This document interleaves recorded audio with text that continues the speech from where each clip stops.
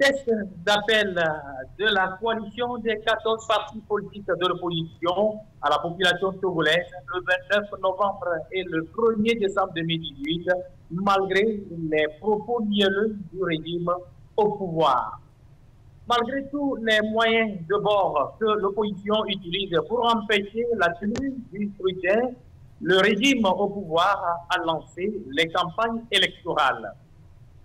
Le courrier de prohibition du gouvernement aux partis politiques membres de la C14 suscite des intentions de colère de la population togolaise et à travers ça, nous allons essayer de dérouler le développement dans ce journal. Mesdames et messieurs, bonsoir, soyez les bienvenus dans cette nouvelle édition de l'Afrique, Journal d'Afrique. Et une fois encore, soyez les bienvenus, on est ensemble et c'est le départ.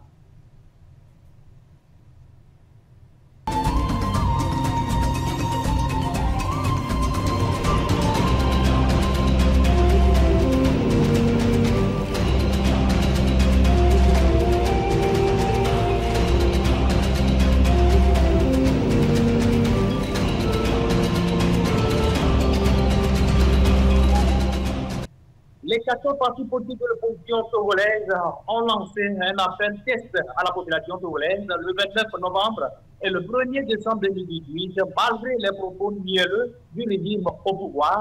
Et la population togolaise a vraiment répondu à l'appel de la C14 sur tous les candidats du territoire togolais. Et ceci a fait que les marches à Sokolé, au nord du pays, ont été tellement tendues. Et nous allons essayer de vivre un peu le profil de cette foule qui a essayé de dégonfler et passer le pavé à Sokolé. Veuillez suivre le reportage de Tempo Afrique TV.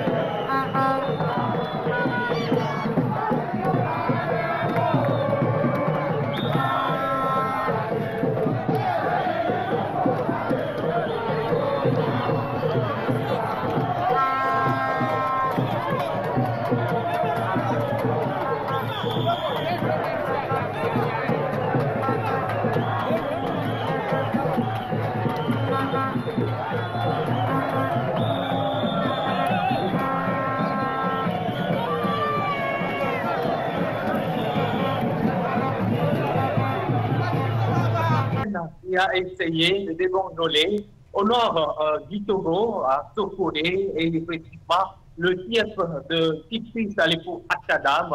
Et il est à saluer, souligner également que cette marche-là a été bien suivie au niveau de Mango, Mafilo et Bassar. Et le grand nord du Togo a été totalement saturé de la foule des Togolais. Alors, qu'est-ce qui a fait sortir les Togolais? Nous écoutons voilà, l'explication du leader de la C14 au Grand Nord. Il s'agit tout simplement d'un monsieur qui garde l'anonymat. Veuillez suivre l'interview de nos confrères. Le problème togolais, il revient au peuple togolais et à la population de Tchaoudjo, qui a ses enfants aujourd'hui en prison, qui a ses enfants qui ont quitté le pays, qui ne peut pas vaquer librement à ses occupations, a compris qu'il faut se lever. Et vous avez constaté, toutes les rues sont bondées, la population, pratiquement toute la population vive active de Sokodé est sortie et nous sommes très contents de constater que le mot d'ordre de la C14 a été respecté. Les jours à venir. Les jours à venir. Les jours à venir, si le régime RPT UNIR ne veut pas entendre raison, le peuple qui est souverain, qui a le pouvoir de faire ce qu'il veut, le peuple prendra ses responsabilités et nous savons qu'aujourd'hui, le peuple a pris son destin en main. Merci.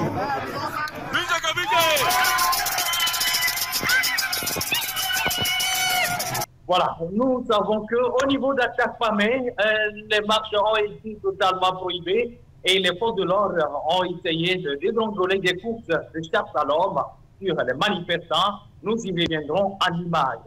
À Lomé, les marches ont été toutes suivies et les Togolais, les habitants de la cité ont essayé de bâtir le pavé également, tout en répondant à l'appel de la C14 avec les leaders en devant.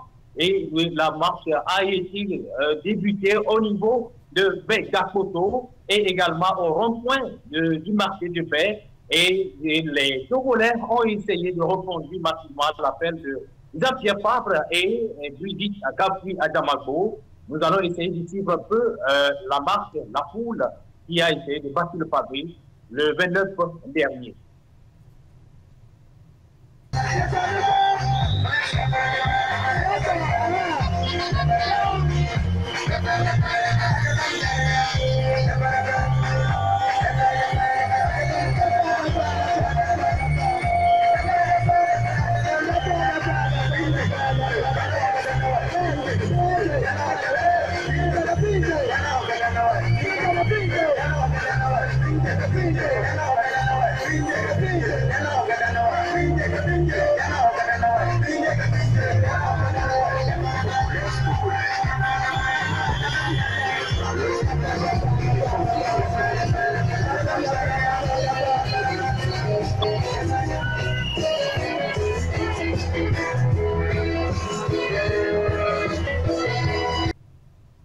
Voilà. À la fin de la marche qui a pris son point de suite au niveau du Pakota, il y a eu toujours des discours, il y a eu toujours d'allocutions, des mots de fin des leaders de la C14. Écoutons en premier lieu Brigitte Gabri Adamago, la coordinatrice plutôt de la C14, qui est au micro des impôts africains.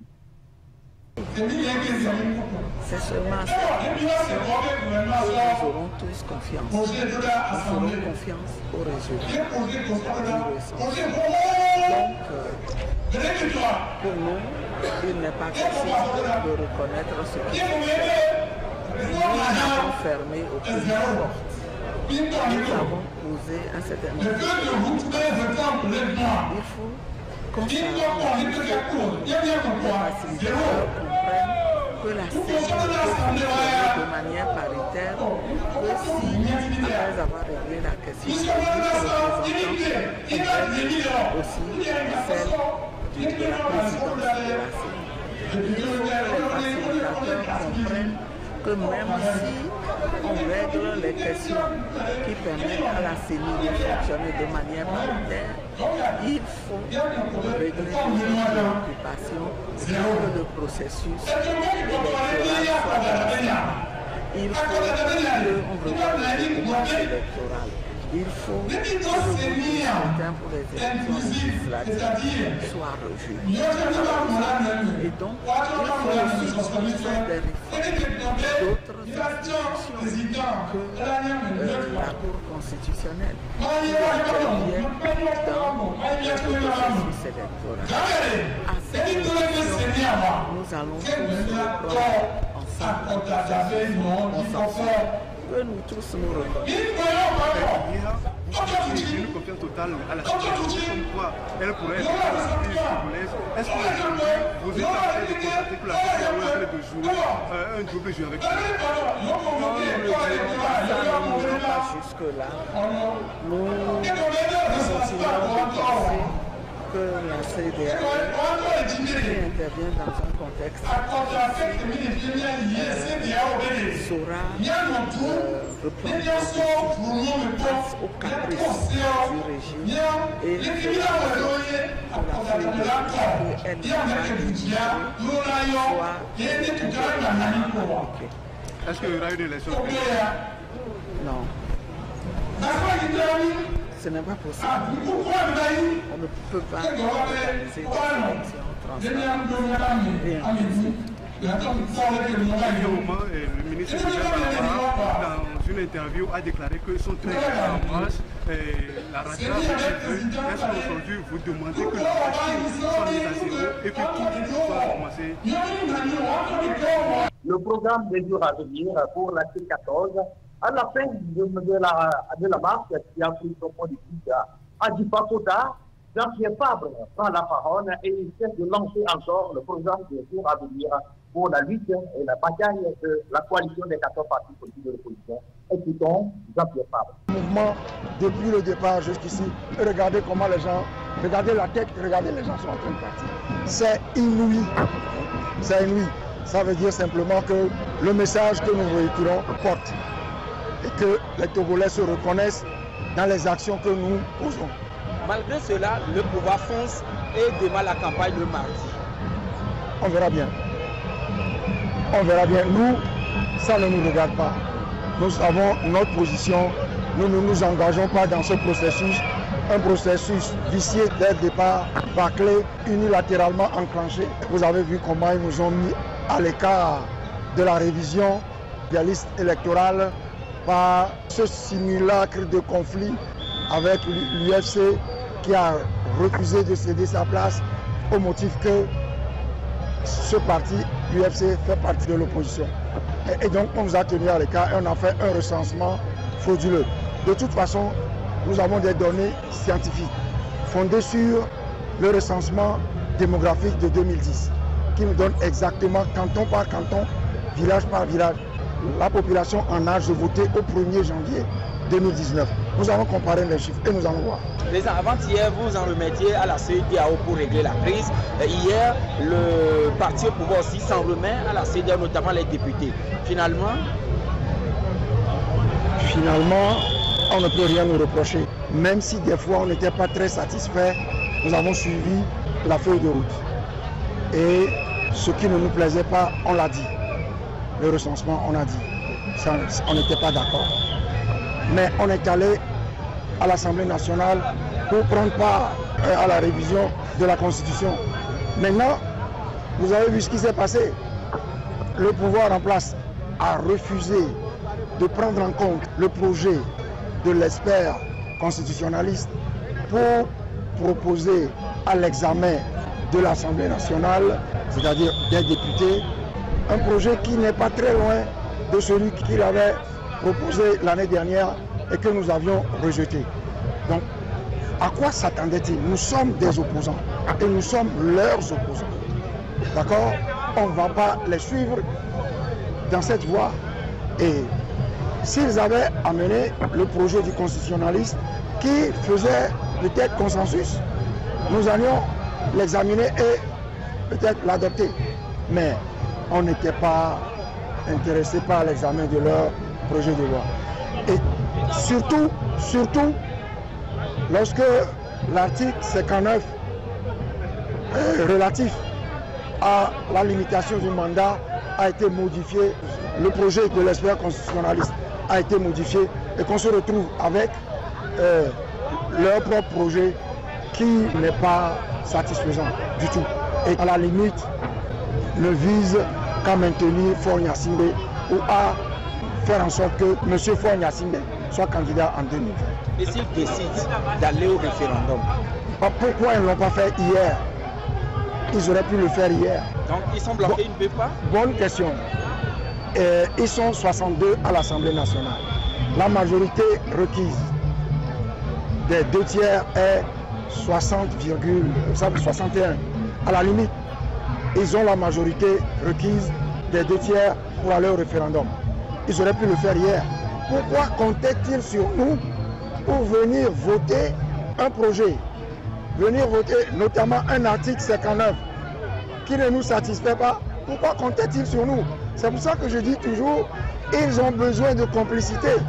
Nous ne sommes pas disposés à être leurs complices dans cette volonté d'aller vers un coup de force électoral.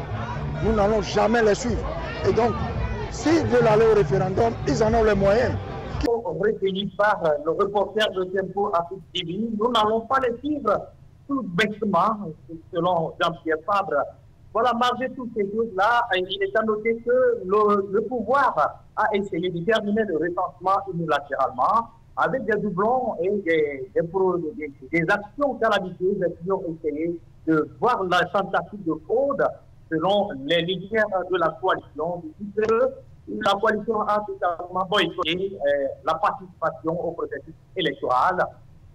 Nous revenons maintenant, malgré tous les moyens de bord que l'opposition utilise pour empêcher la tenue du scrutin, le régime du pouvoir a lancé les campagnes électorales le mardi dernier et cela a été au départ au niveau de Kara. Nous allons essayer de suivre la manière dont les caravanes de campagne ont été démarrées à Kara avec des divulgations, des propos aberrants à l'insu des caravanes, suivant un peu le reportage de Tempo Afrique TV. Malgré tous les moyens de bord que l'opposition utilise pour empêcher la tenue du scrutin, le régime au pouvoir a lancé les campagnes électorales et ceci a démarré au niveau du Grand Nord à Kara. Et voilà, ça a démarré automatiquement. Les hurlations, les cris de colère sur le véhicule de caravane. Et ceci a suscité des tensions de gauche à droite.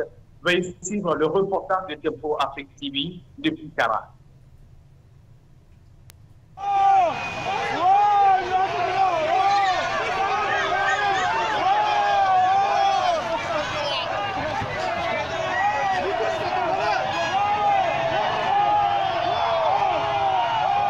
Voilà, telle est l'attention qui a prévalu au niveau du Grand Nord lors du démarrage des campagnes électorales. Le courrier de prohibition du gouvernement aux partis politiques membres de la C14 suscite des intentions de colère de la population togolaise. Il a été question tout simplement, la C14 avait voulu prohiber et essayer d'empêcher la tenue des élections à travers ce programme qui doit démarrer déjà le 6 et terminer le 18 à travers des caravanes de sensibilisation contre les processus électoraux. Et ceci a été tellement une relation tendue entre l'opposition et le pouvoir. Le ministre Boukpessi Fayadoua, le ministre de l'administration territoriale, de la décentralisation et des collectivités locales, a essayé de prohiber toutes ces manifestations de l'opposition par adressé. Et malgré toutes ces choses-là, l'opposition C14 a été empêchée au niveau du siège. Ce matin, malgré toutes ces choses-là, évidemment, les artistes engagés pour le changement ont été de démarrer la caravane de sensibilisation contre les processus électoraux. Et ça a été tellement une foule qui a suivi quand même et bâti les pavés au Grand Nord de Lomé. Voilà, mesdames et messieurs, nous allons suivre un peu le reportage de Tempo Afrique TV.